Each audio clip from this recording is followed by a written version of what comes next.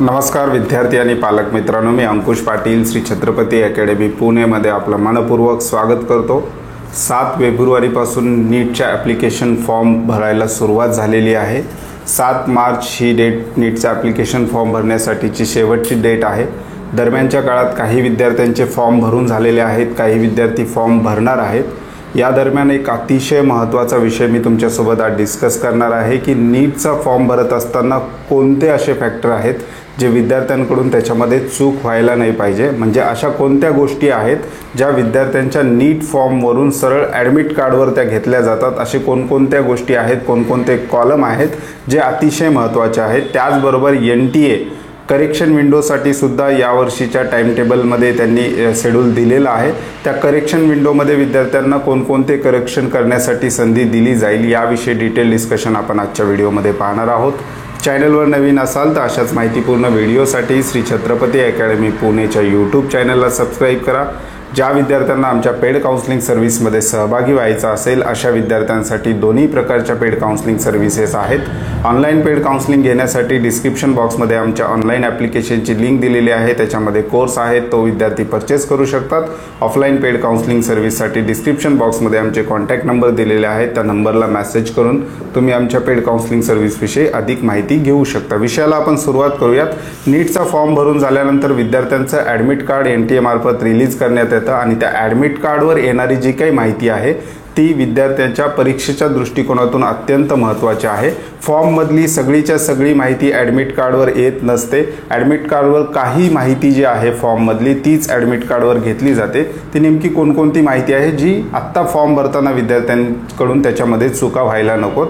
तर पहिला आहे कॅन्डिडेट नेम, म्हणजेच विद्यार्थ्याचं नाव ॲडमिट कार्डवर घेतलं जातं। त्याचबरोबर विद्यार्थ्याचं जेंडरसुद्धा ॲडमिट कार्डवर प्रिंट होऊन येत असतं। त्याचबरोबर विद्यार्थ्यांनी जी कॅटेगरी टाकलेली आहे ती कॅटेगरीसुद्धा विद्यार्थ्यांची ॲडमिट कार्डवर येत असते। त्याचबरोबर फादर नेम म्हणजेच विद्यार्थ्याच्या वडिलांचं नाव ॲडमिट कार्डवर घेतलं जातं। डेट ऑफ बर्थसुद्धा अतिशय महत्त्वाचं आहे, ते सुद्धा ॲडमिट कार्डवर प्रिंट केलेली असते। त्याचबरोबर स्टेट ऑफ इलिजिबिलिटी, म्हणजे महाराष्ट्र राज्यातील विद्यार्थी असेल तर महाराष्ट्र स्टेट ऑफ इलिजिबिलिटीसुद्धा ॲडमिट कार्डवर मागच्या वर्षी घेतलेली होती NTA त्याचबरोबर PWD म्हणजे डिसॅबिलिटी संदर्भात जी काही माहिती, विद्यार्थी डिसेबल्ड असेल तर त्या संदर्भात त्याची जी माहिती आहे ती सुद्धा ॲडमिट कार्डवर प्रिंट होऊन येत असते। त्याचबरोबर मीडियम ऑफ क्वेश्चन पेपर, म्हणजेच तुम्ही नीटचा पेपर कोणत्या माध्यमातून कोणत्या भाषेतून द्यायचा निवडलेला आहे तो मीडियम ऑफ क्वेश्चन पेपरसुद्धा तुमच्या ॲडमिट कार्डवर प्रिंट होऊन येत असतो। त्याचबरोबर विद्यार्थ्याचा फोटो, साईन आणि त्याचबरोबर सेंटर आणि सेंटरचा ॲड्रेस एवढी माहिती विद्यार्थ्याची ॲडमिट कार्डवर प्रिंट केली जाते। याचाच अर्थ फॉर्ममधली ही जी काही माहिती आहे ती अतिशय महत्त्वाची आहे। या व्यतिरिक्त विद्यार्थ्याच्या ॲड्रेसमध्ये थोड्याफार चुका झाल्या तरी त्या ठिकाणी चालेल, कारण संपूर्ण ॲड्रेस विद्यार्थ्याचा ॲडमिट कार्डवर घेतला जात नाही। त्याचबरोबर त्या ठिकाणी रुरल, अर्बन अशा प्रकारचे काही सेक्शन दिलेले आहेत, त्याच्यामध्ये थोड्याफार चुका झाल्या तरी काही विद्यार्थ्याचा फॉर्म रिजेक्ट होत नाही, ती माहितीसुद्धा ॲडमिट कार्डवर घेतली जात नाही। ॲडमिट कार्डच्या दृष्टिकोनातून जी माहिती मी सांगितलेली आहे ती अतिशय महत्त्वाची आहे। त्याच्यामध्ये चुका झाल्या तर विद्यार्थ्याला त्या दुरुस्त करण्याची सुद्धा संधी NTA यावर्षी देण्यात आलेली आहे। करेक्शन इन पर्टिक्युलर्समध्ये त्यांनी 9 मार्च ते 11 मार्च या कालावधीमध्ये विद्यार्थी आपला फॉर्म त्या ठिकाणी दुरुस्त करून घेऊ शकतात। आता विद्यार्थ्यांना दुरुस्तीसाठी कोणकोणत्या गोष्टी पुन्हा दुरुस्त करण्यात येते तर 2024चं जर आपण नोटीस पाहिली तर त्याच्यामध्ये विद्यार्थ्यांना दुरुस्तीसाठी सगळे कॉलम, विद्यार्थ्यांकडनं काही चुका झाल्या असेल तर प्रत्येक माहिती त्या ठिकाणी दुरुस्त करण्यात येत होती, म्हणजे करता येत होतं। यावर्षी कोणकोणते फॅक्टर आहेत NTA विद्यार्थ्यांना दुरुस्त करण्यासाठी अवेलेबल करून देत असतं त्या संदर्भातली नोटीस आल्यानंतरच आपण त्याच्यामध्ये पाहू शकतो। परंतु विद्यार्थ्यांनी शक्यतो आत्ताच फॉर्म भरत असताना चुका करू नये। चुका विद्यार्थ्यांकडनं झाला तर दुरुस्तीसाठी जी विद्यार्थ्यांनी चूक केलेली आहे तो कॉलम NTA दुरुस्तीसाठी ठेवेल का नाही हे आत्ता आपल्याला माहिती नाही, त्यामुळे अतिशय काळजीपूर्वक विद्यार्थ्यांनी फॉर्म भरायचा आहे।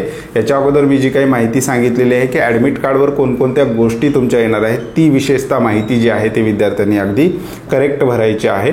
तर या संदर्भात जे काही अपडेट्स महत्त्वाचे येतील या यूट्यूब चॅनलवरून तुमच्यापर्यंत आम्ही पोहोचवणारच आहोत। चॅनलवर नवीन असाल तर अशाच माहितीपूर्ण व्हिडिओसाठी आमच्या चॅनलला सबस्क्राईब करा। त्याच प्रकारे अशाच प्रकारचे जे काही अपडेट्स आहेत ते तुम्हाला तुमच्या व्हॉट्सअपवर हवे असतील तर डिस्क्रिप्शन बॉक्समध्ये आमच्या व्हॉट्सअप चॅनलची सुद्धा लिंक दिलेली आहे, त्या लिंकवर क्लिक करून तुम्ही सहज आमच्या व्हॉट्सअप ग्रुपला सुद्धा जॉईन होऊ शकता। तुर्तास आजच्या व्हिडिओमध्ये आपण इथेच थांबतोय, पुन्हा भेटूयात आणखी एका नव्या आणि माहितीपूर्ण व्हिडिओमध्ये। धन्यवाद।